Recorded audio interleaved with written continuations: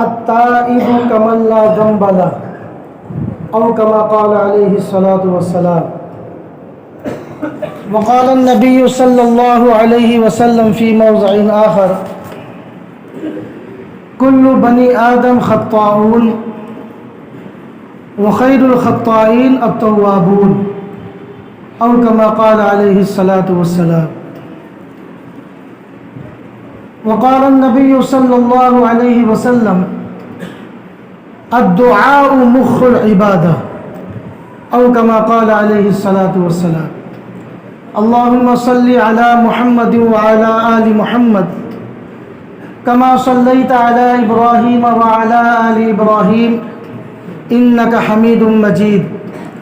اللهم بارك على محمد وعلى آل محمد كما باركت على إبراهيم وعلى آل إبراهيم إنك حميد مجيد. ابھی جو نعت پڑھ رہے تھے، ایک نعت میں انہوں نے ایک شعر کہا، پورا شعر تو یاد نہیں، ایک جملہ یاد ہے کہ رخ انور پر جو دھول لگی، جس کا مفہوم ہے شعر کا، وہ دھول بھی مہتاب. یعنی آپ علیہ الصلاۃ والسلام کے چہرے پر جو دھول کے ذرات آ جاتے تھے، وہ ذرات بھی مہتاب بن جاتے تھے، چاند بن جاتے تھے.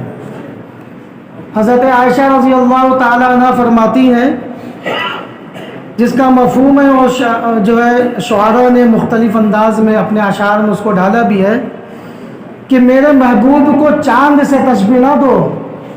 لوگ کہتے ہیں کہ نا محمد الرسول اللہ صلی اللہ علیہ وسلم چاند جیسے چاند جیسے. حضرت عائشہ رضی اللہ تعالی عنہ فرمایا کرتی تھی کہ میرے محبوب کو چاند سے تشبیہ نہ دو. کہاں چاند اور کہاں حبیب خدا محمد الرسول اللہ صلی اللہ علیہ وسلم.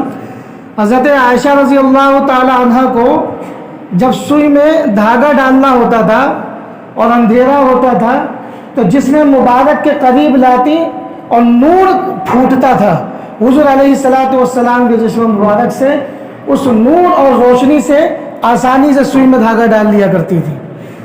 اللہ رب العزت نے حضور صلی اللہ علیہ وسلم کے پورے حسن کو ظاہر ہی نہیں کیا. اگر پورا حسن ظاہر ہو جاتا تو کوئی آپ کے حسن کو دیکھ کر باقید حیات نہیں رہتا، زندہ نہیں رہتا. آپ علیہ الصلاۃ والسلام کے حسن کو اللہ رب العزت نے پوری طرح ظاہر نہیں فرمایا. تو مولانا ثانی حسنی رحمۃ اللہ علیہ کا یہ سلام ہے، اور اس کا ایک ایک جملہ بہت خوبصورت ہے، اور جتنے بھی اشعار پڑھے گئے سب بہت اچھے. بس ایک شعر ذہن میں بسا، اس کا مفہوم میں نے بتایا کہ رخ انور پر جو دھول بھی لگ جاتی تھی وہ دھول بھی مہتاب بن جاتی تھی. پھر آپ کا چہرہ مبارک کو چاند سے تشبیہ کیوں دی جائے، وہ تو بہت اونچی چیز ہے. بہرحال آج 27ویں شب ہے اور قبولیت دعا کی بہت ساری چیزیں جمع ہو گئی. رمضان المبارک کی رات، شب قدر بھی ہے، اور پھر 27ویں شب بھی ہے، اور پھر قرآن کریم کا دور بھی مکمل ہوا ہے. آج کی رات ہو یا اس کے بعد کی راتیں ہوں، یہ سب راتیں اللہ رب العزت کی طرف لو لگانے والی راتیں ہیں، غفلت میں گزارنے والی نہیں ہیں. یہ جو 26 روزے گزر گئے، اور ظاہر سی بات ہے کہ ان روزوں کا حق ہم سے ادا نہیں ہو پایا. رمضان المبارک کا جو حق ادا کرنا چاہیے تھا وہ حق ادا ہم سے نہیں ہوا.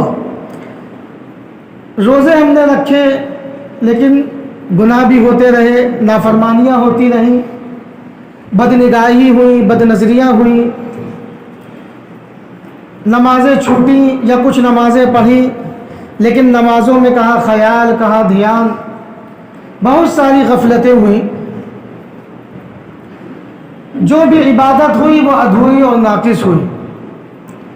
بس اب جو ایام بچے ہیں، ان ایام میں اللہ رب العزت کی طرف پوری طرح سے رجوع کر لیں اور اللہ رب العزت سے صلح کر لیں، اللہ کو راضی کر لیں. मग़फ़िरत करा लें, वरना नबी करीम सल्लल्लाहु अलैहि वसल्लम की उस बद्दुआ में हम लोग शामिल ना हो जाए कि जो बद्दुआ हज़रत जिब्रील ने की कि जो रमज़ान का महीना पाए और अपनी मग़फ़िरत ना करा सके वो हलाक और बर्बाद हो जाए। और इस बद्दुआ पर प्यारे हबीब सल्लल्लाहु अलैहि वसल्लम ने आमीन भी कहा। इसलिए जो मौका मिला है, जो अय्याम अभी मिले हैं, उनको गनीमत समझे और अल्लाह रब्बुल इज़्ज़त की बारगाह में रो कर पड़ जाए, गिड़गिड़ाए, माफ़ी मांगे और सच्चे दिल वाली माफ़ी मांगे। जो रस्मी दुआएं होती हैं, रस्मी तौबा की जाती है, वो दुआएं ना हो, बल्कि ये अज़्म हो कि ऐ अल्लाह अब तक की ज़िंदगी जो गुजारी वो गुनाहगारी वाली गुजारी, ऐ अल्लाह अब मैं आपसे सुलह करना चाहता हूँ और आपसे माफ़ी चाहता हूँ कि ऐ अल्लाह जिन गुनाहगार बंदों को आप इस माह मुबारक में बख्शने वाले हैं, मुझ गुनाहगार को भी बख्श दीजिए। ऐ अल्लाह मेरे आमाल अधूरे हैं, मेरे रोज़े अधूरे हैं, मेरी नमाजें अधूरी हैं, लेकिन ऐ अल्लाह जो कुछ किया बस आपके फजल से किया, ऐ अल्लाह आपकी तौफीक से किया। ऐ अल्लाह इबादतें टूटी फूटी, नमाजें टूटी फूटी, लेकिन ऐ अल्लाह आप कामिल बना के कबूल करने वाले हैं, आप कबूल फरमा लीजिए। अब अल्लाह रब्बुल इज़्ज़त के सामने ये बातें कहने वाली बातें, बस दुआ के ज़रिए से अल्लाह रब्बुल इज़्ज़त बंदों को अपनी आगोश में ले लेता है। अरे ये दुनियावी दर नहीं है, ये दुनियावी बादशाहों का दरवाज़ा नहीं है कि आप मांगोगे तो वो खफा होंगे। ये तो वो दर है कि आप चिमट जाए, लिपट जाए, आप अल्लाह के दर पे आके गिर जाए, पड़ जाए। ऐ अल्लाह बस लेकर जाना है, ऐ अल्लाह बस मग़फ़िरत लेकर जानी है, ऐ अल्लाह बस आपको राज़ी करके जाना है। अब ये दर उसी वक्त हम छोड़ेंगे जब आप हमसे राज़ी हो जाएंगे। ये बातें अल्लाह से करने वाली, जो आपको मांगना हो वो दुनियावी ताल्लुक़ से मांगे या उखरवी ताल्लुक़ से मांगे, सब अल्लाह से मांगे। जितना मांगो अल्लाह उतना खुश होता है, ना मांगने वालों से अल्लाह नाराज़ होता है। अल्लाह अपना कुर्ब अता फरमाता है, अल्लाह अपनी मोहब्बत अता फरमाता है, बरगुज़ीदा बंदे बनाता है, प्यारा बंदा बनाता है। जो बंदा अल्लाह रब्बुल इज़्ज़त के सामने भिखारियों की तरह अपनी झोली को फैला देता है, जो बंदा फ़कीरों की तरह अल्लाह रब्बुल इज़्ज़त के सामने गिड़गिड़ाता है, उस बंदे को अल्लाह प्यार करते हैं, उस बंदे को अल्लाह मोहब्बत अता फरमाते हैं। ये दुनियावी बादशाहों का दर नहीं कि आप मांगे तो वो नाराज़ हों, जितना मांगेंगे उससे ज़्यादा अल्लाह रब्बुल इज़्ज़त अता फरमाता है। और फिर देखिए अल्लाह रब्बुल इज़्ज़त का करम देखिए, रहम देखिए। बादशाहों के पास आप जाएं या किसी मालदार के पास जाएं तो उसके लिए बड़ी शर्तें हैं, बड़ी पाबंदियां हैं। इस वक्त जाइए, इस वक्त न मांगिए, इस वक्त ये ना कहिए, इस तरीके से बैठिए, ये करिए, वो करिए। अल्लाह रब्बुल इज़्ज़त ने अपने दरवाजे को इस तरह से खोल दिया, वज़ू की भी शर्त नहीं रखी। आप बेवज़ू हैं, दुआ कर सकते हैं। यहाँ तक कि आप हालत जनाबत में हैं, नापाकी की हालत में हैं, तब भी आप घर में बैठकर अल्लाह रब्बुल इज़्ज़त से मांग सकते हैं, दुआ कर सकते हैं। वज़ू बनाने की शर्त नहीं, नहाने की शर्त नहीं, यहाँ तक कि हाथ उठाने की भी शर्त नहीं। आप थके हुए हैं, बस यूँ बैठकर अल्लाह रब्बुल इज़्ज़त से बातें कर लीजिए। बैठने की भी शर्त नहीं, आप थके हुए हैं, लेटे लेटे अल्लाह रब्बुल इज़्ज़त की तरफ लो लगा लीजिए। अल्लाह मैं थका हुआ हूँ।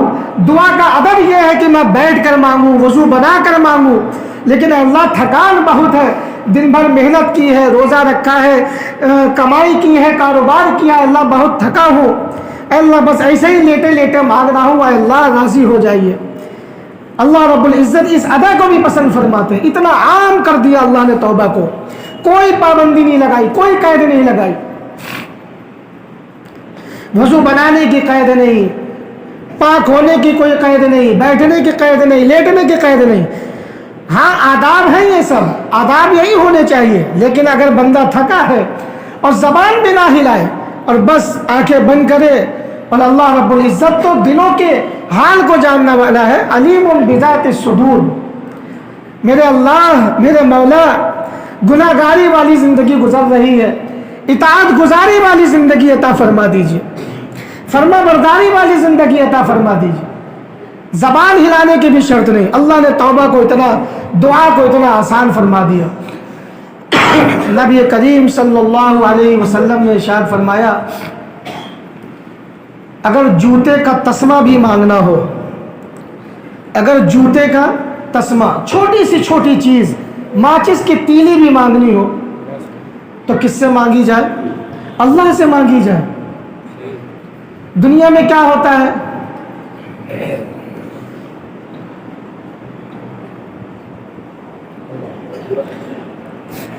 بادشاہ اپنے خدام رکھتے ہیں یا مالدار لوگ اپنے نوکر اور خادم رکھتے ہیں، تو نوکر اور خادموں کے ذریعے سے وہ ضرورتوں کو پوری کرتا ہے کہ بھائی کوئی یہ مانگنے آئے اس کو دے دینا۔ اب کوئی بڑا مالدار ہو، آپ اس کے پاس جائے بھائی مجھے 100 روپے کی ضرورت ہے، وہ کہے کہ یار 100 روپے بھی لینے میرے پاس چلے آئے، اتنے خادم میں نے رکھے ان سے مانگ لو، مجھ سے مانگنے کی کیا ضرورت ہے، اتنے خادم میں نے رکھے کسی سے بھی کہہ دو۔ جو بڑے مالدار ہوتے ہیں، فیکٹریاں ہوتی ہیں، وہ پیسے دینے کے لیے بھی ایک الگ مینیجر رکھتے ہیں، اور جتنے ان کے نیچے کام کرتے ہیں وہ مینیجر کے پاس جاتے ہیں، وہ مینیجر پیسے دیتے ہیں۔ اب اگر یہ لوگ جائیں کہ بھائی مالک سے کہیں کہ 200 روپے چاہیے تو وہ ناراض ہوگا، وہ کہے کہ بھائی میں نے مینیجر کیوں بیٹھا رکھا ہے۔ لیکن اللہ کا کرم دیکھیے، اللہ کا رحم دیکھیے، اللہ چاہتا ہے کہ بندے مجھ سے بات کریں، اللہ چاہتا ہے کہ بندے میرے سامنے فریاد کریں، اللہ چاہتا ہے کہ بندے میرے سامنے بھیک مانگے۔ جو بندہ جتنی عاجزی دکھلاتا ہے، جو بندہ جتنی زیادہ ذلت اللہ کے سامنے ظاہر کرتا ہے، اللہ رب العزت اسے اتنی زیادہ قربت عطا فرماتے ہیں۔ اللہ فرماتے ہیں کہ چھوٹی سے چھوٹی چیز مانگنا ہے مجھ سے مانگو آ کے، میں دوں گا تمہیں۔ اور کیوں؟ کیونکہ جب دعا بندہ مانگتا ہے تو اللہ رب العزت اسے اپنا محبوب بندہ بناتے ہیں، اور جب بندہ ہاتھ پھیلاتا ہے تو اللہ رب العزت اس کی دعا کو ضرور قبول فرماتے ہیں۔ حدیث مبارک میں آتا ہے کہ نبی کریم صلی اللہ علیہ وسلم نے ارشاد فرمایا جب کوئی بندہ اللہ کے سامنے دعا کرتا ہے تو اللہ رب العزت فرماتے ہیں کہ مجھے شرم آتی ہے کہ میں اس کے ہاتھ کو خالی لوٹا دوں،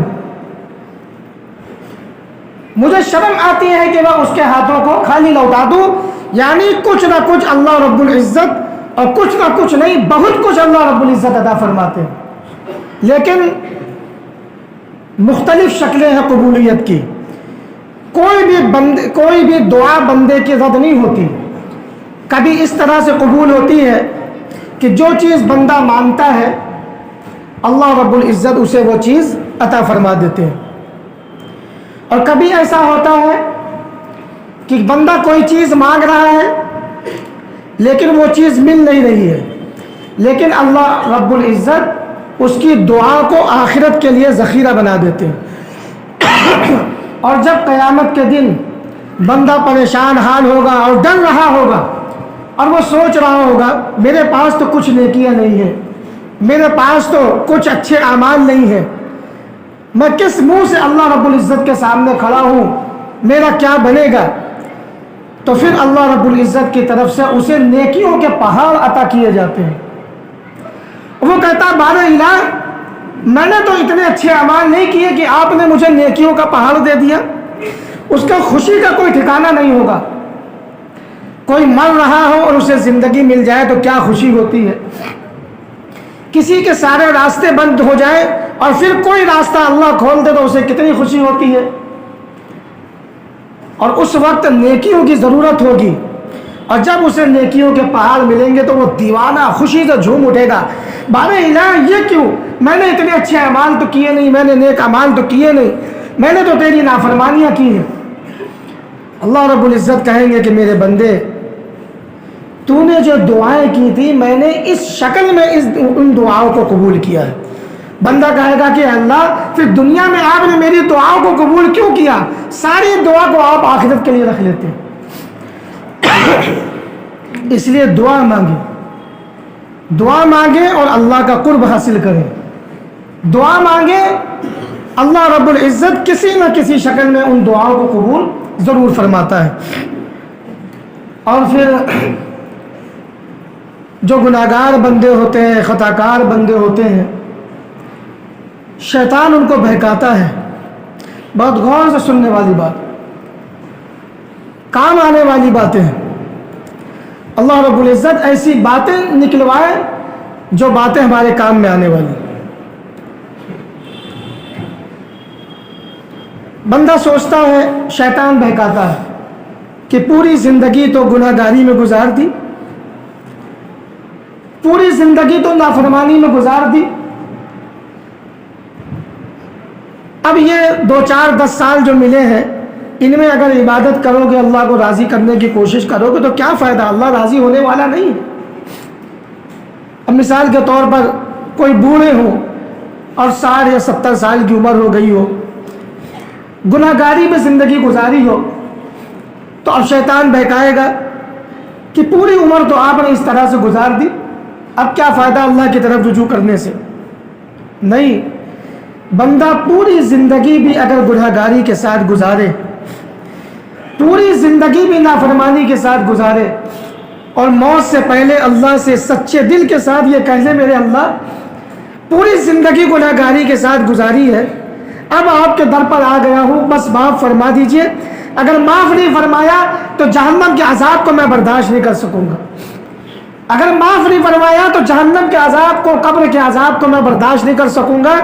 اے اللہ, گناہ گاری والی زندگی گزار کر آیا ہوں اور گناہوں سے کالا دل آپ کے حضور لے کر آیا ہوں, بس آپ کے سامنے لایا ہوں, آپ ہی میرے پروردگار ہیں, بخشنے والے ہیں, معاف فرما دیجئے, اور آئندہ میں کوئی گناہ نہیں کروں گا انشاءاللہ. یہ بندہ عزم کر لے اور یہ ندامت ہو جائے تو حدیث مبارک میں آتا ہے کہ اگر بندے کے اتنے گناہ ہو کہ زمین اور آسمان کے درمیان جو خلا ہے وہ پورا بھر جائے گناہوں سے, تب بھی ندامت کے 2 آنسو کی وجہ سے اللہ رب العزت اس کے تمام تر گناہوں کو معاف فرما دیتے ہیں. التائب کمن لا ذنب لہ, توبہ کرنے والا بالکل ایسے ہی ہو جاتا ہے جیسے کہ اس نے کوئی گناہ کیا ہی نہ ہو. جب بندہ توبہ کرتا ہے, استغفار کرتا ہے, تو اللہ رب العزت فرشتوں سے کہتے ہیں دیکھو میرے بندے کو مجھ سے توبہ کر رہا ہے, دیکھو میرے بندے کو مجھ سے معافی مانگ رہا ہے, اسے یقین ہے اس بات کا اس کا کوئی اللہ ہے جو گناہوں پر پکڑ کرتا ہے اور گناہوں کی معافی بھی دیتا ہے. وہ بندہ پھر گناہ کرتا ہے توبہ کرنے کے بعد, پھر اللہ رب العزت یہی بات کہتے ہیں, توبہ کرنے کے بعد پھر گناہ کرتا ہے, پھر اللہ رب العزت کہتے ہیں کہ میرے بندے کو دیکھو کہ اس نے گناہ کیا ہے لیکن یہ اس یقین کے ساتھ معافی مانگ رہا ہے کہ میرا کوئی اللہ ہے جو گناہوں پر پکڑ بھی کرتا ہے اور گناہوں کو معاف بھی کرتا ہے. اس کی یہ ادا مجھے اتنی پسند آئی, میں اس ادا کی وجہ سے اس بندے کے گناہوں کو معاف فرماتا ہوں. ایک حدیث مبارک میں ہے, نبی کریم صلی اللہ علیہ وسلم نے ارشاد فرمایا, بڑی پیاری بات کہی کہ اگر کسی بندے سے یہ بات کہی جائے, ایسا ہوتا ہے نا کہ کبھی کوئی کھلم کھلا گناہ کرتا ہے, کھلم کھلا گناہ کرنا بہت بڑا گناہ. ایک ہے کہ آپ چھپ کر گناہ کر رہے ہیں, ایک ہے کہ آپ کھلم کھلا گناہ کر رہے ہیں, یہ بڑا گناہ. اب کوئی کھلم کھلا گناہ کر رہا ہے تو نمازی آدمی کیا کہے گا, یہ اتنا بڑا گناہ گار ہے, اس کی کہاں بخشش ہونے والی. عام طور پر ہوتا ہے ایسا کہ یہ اتنا نافرمان ہے, اس کی کہاں مغفرت ہونے والی. اللہ رب العزت اتنا ناراض ہوتے ہیں ایسے جملوں سے, ایسے اتنا ناراض ہوتے ہیں. اللہ رب العزت فرماتے تو کون ہوتا ہے, میرے بندے اور میرے درمیان آنے والا تو کون ہوتا ہے. ایک وہ بندہ جو گناہ گاری کے ساتھ زندگی گزار رہا ہے, اس کو کہہ رہے ہیں کہ میرا بندہ ہے وہ.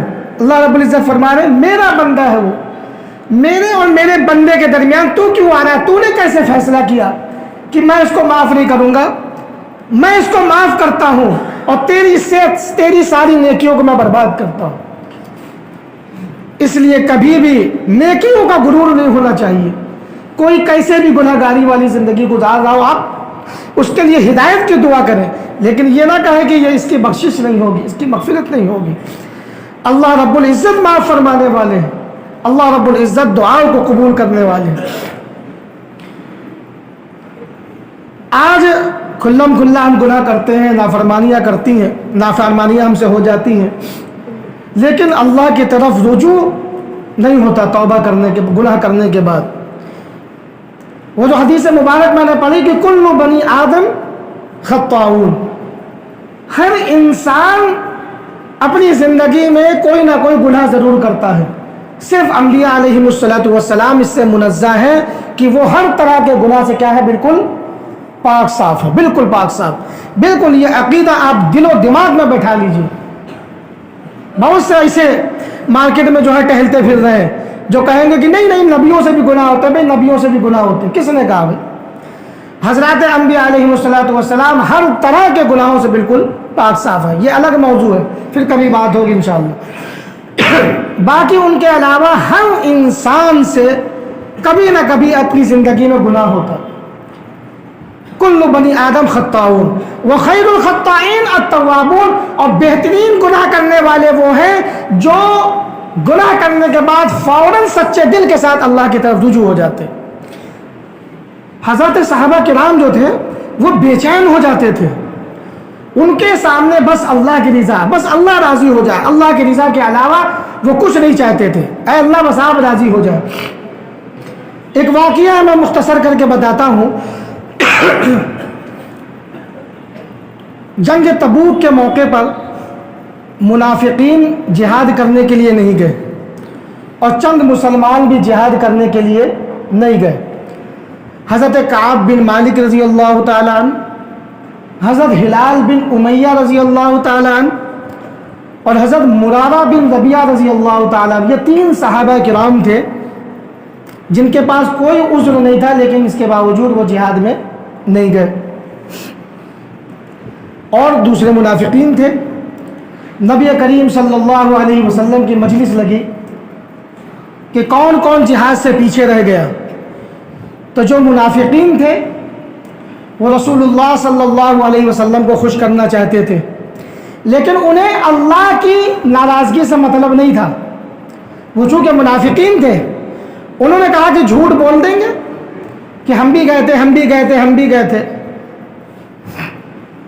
اور رسول اللہ صلی اللہ علیہ وسلم خوش ہو جائیں گے. تو جو منافقین تھے انہوں نے آ کر جھوٹ بول دیا اور کہا یا رسول اللہ ہم تو گئے تھے، ہم تو گئے تھے، لیکن اللہ جانتا ہے کہ وہ نہیں گئے تھے. اور وہ صحابہ کرام تھے جن سے غلطی ہوئی، جن کا نام میں نے ابھی لیے، وہ صحابہ کرام رضوان اللہ تعالیٰ عنہم اجمعین جانتے تھے کہ ہم جھوٹ بول کر نبی کریم صلی اللہ علیہ وسلم کو تو خوش کر لیں گے، لیکن یہ جھوٹ بول کر اللہ کو ناراض کر دیں گے، اللہ راضی نہیں ہوگا. اور پھر اللہ تعالیٰ اپنے پیغمبر محمد رسول اللہ صلی اللہ علیہ وسلم کو وحی کے ذریعے سے بتا دے گا کہ ہم نہیں گئے تھے. پھر کیا ہوگا؟ بہرحال جو مسلمان تھے وہ آئے، یا رسول اللہ ہم نہیں گئے تھے. حضور نے پوچھا کیا عذر، کوئی عذر، کیا سواری نہیں تھی؟ تو حضرت کعب بن مالک کہتے ہیں یا رسول اللہ کوئی عذر نہیں تھا، سواری بھی تھی، طبیعت بھی ٹھیک تھی، سب کچھ تھا، لیکن بس بہکاوے میں آ گئے شیطان کے، غلطی ہو گئی. نبی کریم صلی اللہ علیہ وسلم کا چہرہ غصے سے سرخ ہو گیا، اب ناراض ہو گئے، اور آپ نے کہا قم، کھڑے ہو، چلو یہاں سے. یہ وہ جملہ ہے کہ جو صحابہ کرام کو دلوں کو پھاڑنے والا جملہ.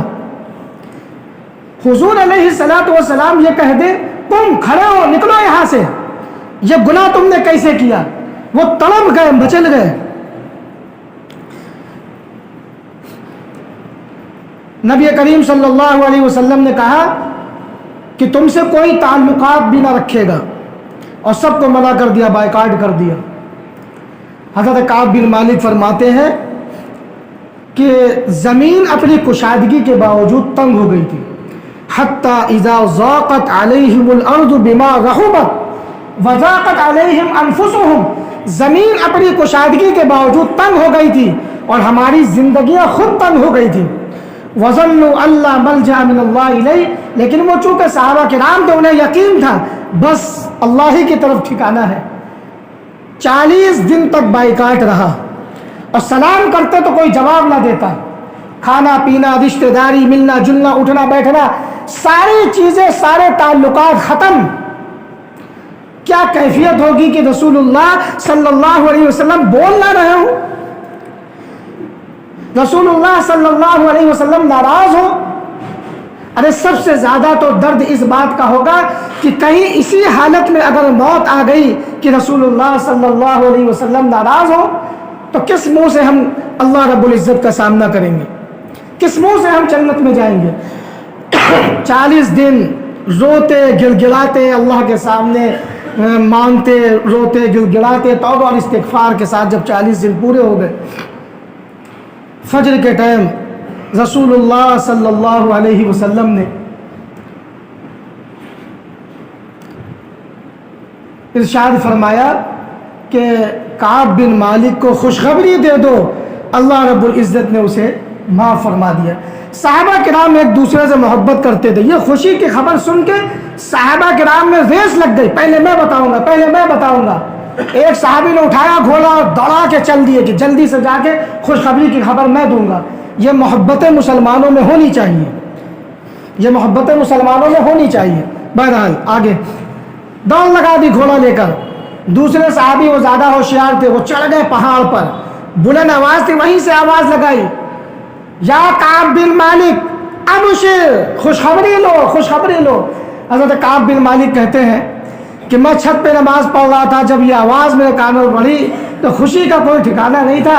मैं दौड़े दौड़े दरबार नबूवत में आया, रसूलुल्लाह सल्लल्लाहु अलैहि वसल्लम के चेहरे को देखा कि वो खिल रहा था, रोशनी फूट रही थी। और रसूलुल्लाह सल्लल्लाहु अलैहि वसल्लम चूँकि अल्लाह का हुक्म था इसलिए नाराज़ थे, लेकिन हुजूर सल्लल्लाहु अलैहि वसल्लम अपने सहाबा से क्या बल्कि पूरी उम्मत से गम वाली, दर्द वाली मोहब्बत करते थे। यानी कोई नेकी ना करे तो तकलीफ़ होती थी कि जहन्नम में चला ना जाए, कोई अच्छे अमाल ना करे तो तकलीफ़ होती थी। ये दर्द वाली मोहब्बत। रसूलुल्लाह सल्लल्लाहु अलैहि वसल्लम भी बड़े खुश, और क्या जुमला कहा, कितना प्यारा जुमला कहा। ऐसा जुमला हम लोगों से कोई कभी किसी ने कहा ही नहीं होगा। ज़िंदगी के कई मोड़ देखे होंगे, लोगों ने कहा होगा कि ईद मुबारक, लोगों ने कहा होगा कि रमज़ान मुबारक, लोग कहते हैं जुमा मुबारक, कहना चाहिए कि नहीं वो अलग बात है। लोगों ने कहा होगा शादी मुबारक, लोगों ने कहा होगा कि आपके यहाँ विलादत हुई, विलादत मुबारक, बेटा हुआ इसकी मुबारक, बड़ी मुबारक बातें दी गई। लेकिन रसूलुल्लाह सल्लल्लाहु अलैहि वसल्लम ने जो अंदाज अपनाया, काब बिन मालिक तेरी माँ ने तुझे जब से जना है और तूने जितनी अपनी ज़िंदगी के जितने अय्याम गुजारे हैं, जितने दिन गुजारे हैं ना, उन दिनों में सबसे बेहतरीन तेरा दिन है कि अल्लाह रब्बुल इज़्ज़त ने तेरे लिए माफ़ी का परवाना भेज दिया। अल्लाह राज़ी हो गया तुझसे। और मैंने ये वाक़या क्यों सुनाया मैं बताऊं कि ख़ता हो जाए वो तो फितरत में दाखिल है। ख़ता के बाद तौबा ना करना ये शैतानी आदत है, और ख़ता के बाद तौबा करना, अल्लाह के सामने रोना गिड़गिड़ाना, ये रहमानी आदत है। जो इस तरह से करता है अल्लाह रब्बुल इज़्ज़त उसे अपनी बारगाह में कबूल फरमाते हैं। अब देखें कि हज़रत काब बिन मालिक ने, वो जो 2 सहाबा और थे, उनसे गलती हुई, ख़ता हुई, लेकिन उन्होंने अपने जुर्म का इकरार किया और बताया कि या रसूल अल्लाह मैंने जुर्म किया, मैंने गुनाह किया है, मुझसे गलती हो गई। अपने जुर्म का इकरार कर लिया, माफ़ी मांग ली। अल्लाह रब्बुल इज़्ज़त ने वो इज़्ज़त अता फरमाई कि 11वें पारवे में कि इनकी तौबा का तज़किरा है, इनका ज़िक्र है, और रहती दुनिया तक जब तक कुरान पढ़ा जाता रहेगा, लोग पढ़ते रहेंगे, तब तक हज़रत काब बिन मालिक और वो जो 2 सहाबा और सब थे, सब का तज़किरा होता रहेगा। कोई दिन भी ऐसा खाली नहीं जाता कि सैकड़ों मरतबा इन हजरात का तज़किरा ना होता। क्यों? खैरुल खत्ताईन अत्तवाबून, खता करने के बाद अल्लाह के सामने रोते रहे, गिड़गिड़ाते रहे। اور ایک بات اور میں بتاؤں، یہ وہ صحابہ تھے کہ جو بڑی بڑی جنگوں میں شریک ہوئے تھے، جنگ احد میں شریک ہوئے تھے، اور جنگ بدر میں بھی شریک ہوئے، کئی کئی جنگوں میں شریک ہوئے، اور رسول اللہ صلی اللہ علیہ وسلم نے ایک جنگ میں شریک نہ ہونے کی وجہ سے کم نکلو یہاں سے، کوئی مطلب نہیں، کھڑے ہو جاؤ، ناراضگی کا اظہار کیا تو ہم لوگ ہوتے تو کیا کہتے، ارے اتنی بڑی بڑی جنگوں میں ہم نے قربانیاں دی ہیں، یہ ہے وہ کیا وہ کیا، اور اتنی سی نافرمانی ہو گئی اور یہ سب پریشانی. لیکن وہ اللہ اور اس کے رسول صلی اللہ علیہ وسلم سے سچے دل کے ساتھ محبت کرنے والے تھے. تو ہم سب کیا ہیں؟ خطا کرنے والے. ہماری فطرت میں داخل ہے گناہ کرنا، ہم بار بار توبہ کرتے ہیں اور گناہ کرتے ہیں، لیکن توبہ کے بعد اپنے گناہوں پر جمے نہیں رہنا، بلکہ توبہ کرنے کے بعد اللہ رب العزت کی بارگاہ میں رونا اور گڑگڑانا ہے. اور ایک واقعہ سناتا ہوں بس مختصر سا، اس کے بعد میں اپنی بات کو مکمل کر لوں گا، اجازت ہے؟ میں خاص طور پر یہ واقعہ اپنے نوجوانوں کی نظر کرتا ہوں کہ اب وہ مزاج ہی نہیں رہا کہ ہمارے نوجوان بھی مسجد میں آئیں اور اللہ کے سامنے روئیں اور گڑ گڑائیں. ہاں کچھ نوجوان ہیں جو آتے ہیں، نماز پڑھتے ہیں، روزہ رکھتے ہیں، چلے جاتے ہیں، لیکن وہ جو تعلق مع اللہ ہے، وہ جو دعا کا انداز ہے، وہ جو اللہ کے سامنے رونا اور گڑ گڑانا ہے، وہ اب نوجوانوں میں نظر نہیں آتا. سنت والا جو اعتکاف ہے چلیے وہ تو طویل ہوتا ہے، لیکن 2-4 دن کا نفلی اعتکاف بھی ہوتا ہے. نوجوانوں کو چاہیے کہ وہ نفلی اعتکاف مسجدوں میں کریں اور اللہ کے در پہ آ کے بھکاری بن جائیں اور پڑھ جائیں کہ اے اللہ آپ نے مجھے جوانی دی ہے، جوانی کی قوت دی ہے، اے اللہ دین کا کوئی کام لے لیجیے. انسان کے لیے اس سے بڑی اور کیا بات ہوگی مسلمان کے لیے کہ اللہ اس سے اپنے دین کا کوئی کام لے لے. جب بھی دعا کریں تو یہ دعا ضرور کریں کہ اللہ ہمیں اپنے دین کا خادم بنا لیجیے. کسی بھی لائن سے آپ ہم سے دین کی خدمت لے لیجیے. حضرات صحابہ کرام میں بھی نوجوان تھے اور وہ رسول اللہ صلی اللہ علیہ وسلم سے جس طرح سے عشق کرتے تھے اور محبت کرتے تھے، ہمیں بھی چاہیے کہ ہم اسی طرح سے رسول اللہ صلی اللہ علیہ وسلم سے عشق کریں اور محبت کریں. لیکن بوائے فرینڈ اور گرل فرینڈ کا جو چکر چل رہا ہے، وہ جو راتوں میں پوری رات بیٹھ کر موبائل میں باتیں کرنا اور موبائل کو چوما چاٹنا، یہ اتنی بے حیائی ہے، یہ اتنا گندا اور غلط کام ہے، غلیظ ترین گندا ترین کام ہے کہ یہ تو اللہ کا کرم ہے، اللہ کا حلم دیکھیے، اللہ کی بردباری دیکھیے کہ یہ اتنا گندا کام ہے کہ زمینیں پھٹ جائیں اور آپ اس کے اندر دھس جائیں. رمضان کی راتوں میں اجنبی لڑکیوں سے باتیں کرنا اور رات بھر موبائل میں چوما چاٹی والی بے حیائی والی حرکتیں کرنا، اللہ حفاظت کرے، اللہ پناہ کرے.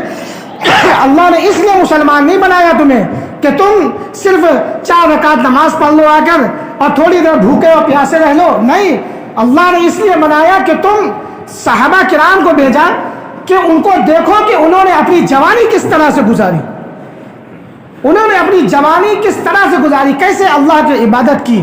حضرت بلال رضی اللہ تعالی عنہ کتنے صحابی رسول گزرے، کتنی محبت کرنے والے. حضرت بلال رضی اللہ تعالی عنہ رسول اکرم صلی اللہ علیہ وسلم کے انتقال کے بعد، پردہ فرمانے کے بعد مدینے میں رہ نہیں پائے.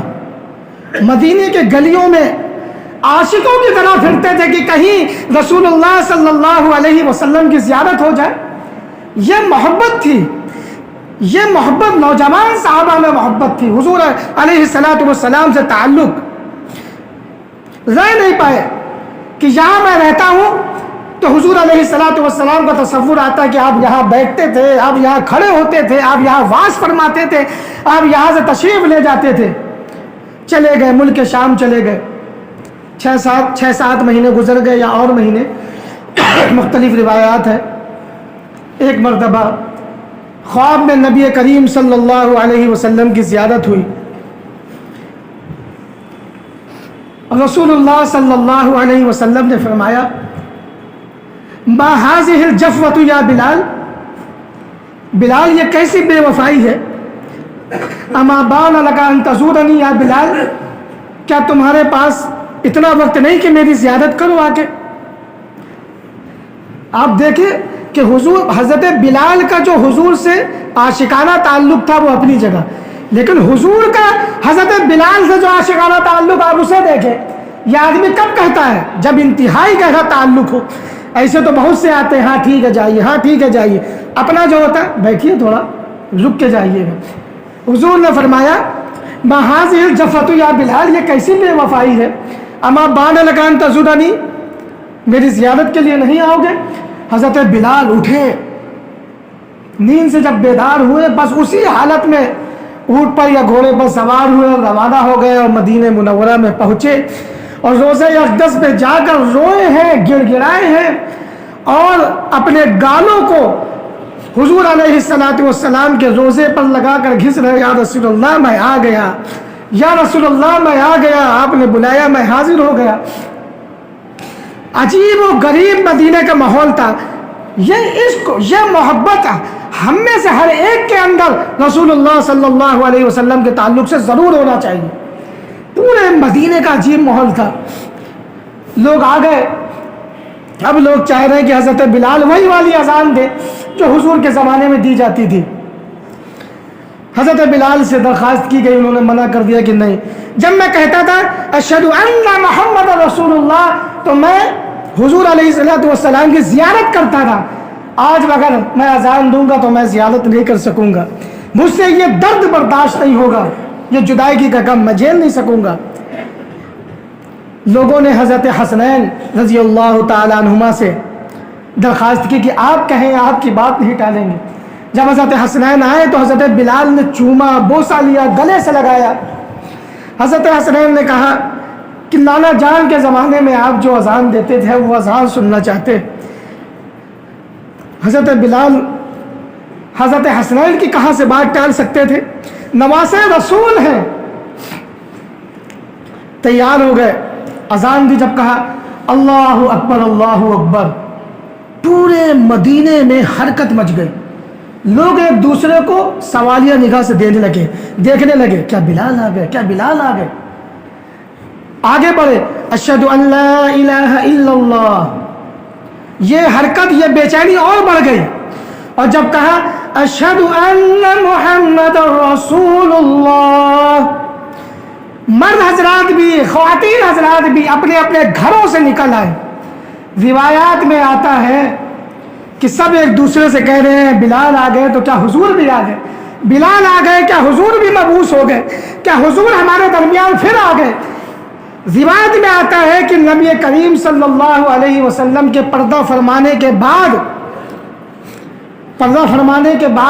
لوگ بہت روئے. اس کے بعد سے مدینے میں مرد ہوں یا عورتیں ہوں اتنا زیادہ اس سے کوئی فرق نہیں ہوا. پورے مدینے کے لوگ روئے، خواتین، مرد حضرات، خواتین، بچے سب روئے.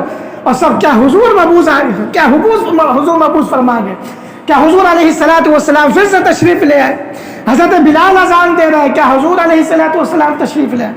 یہ عشق و محبت کا جو جذبہ یہ ہر مسلمان کے اندر ضرور ہونا چاہیے کہ رسول اللہ صلی اللہ علیہ وسلم کا تذکرہ ہو، آنکھوں میں آنسو آئے، دیدار کا شوق پیدا ہو. جہاں تذکرہ آئے تو دل میں خیال ہے اللہ حضور علیہ السلام کی زیارت فرما دے. یہ مختصر سی چند باتیں توبہ کے تعلق سے، دعا کے تعلق سے. اللہ تعالی ہم سب کو کہنے سننے سے زیادہ عمل کرنے کی توفیق عطا فرمائے.